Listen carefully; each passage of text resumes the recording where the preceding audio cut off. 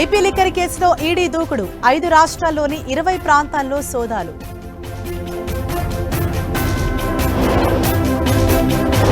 YCP liquor scam పై విచారణ జరుగుతోంది. నాసిరకం మద్యంతో ప్రజల ప్రాణాలు తీశారన్న Kollu Ravindra. AP liquor case నిందితులకు రిమాండ్ పొడిగింపు ఈ నెల 26 వరకు విధించిన విజయవాడ ఏసీబీ కోర్టు. ఏపీ శాసనమండలి నుంచి వైసీపీ వాకౌట్, మంత్రుల సమాధానం సరిగా లేదన్న బొత్స. ఈ నెల 30 వరకు ఏపీ అసెంబ్లీ సమావేశాలు, సభలో చర్చకు 18 అంశాలను ప్రతిపాదించిన టీడీపీ. సాయంత్రం ఢిల్లీకి తెలంగాణ సీఎం, రేపు ఇన్వెస్టర్స్ మీటింగ్ కు హాజరు.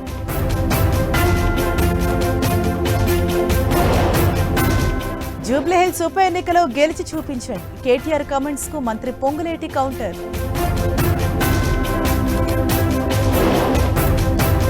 యూరియా కోసం అన్నదాతల అగచాట్లు, జడ్చర్లలో రోడ్డెక్కిన రైతులు.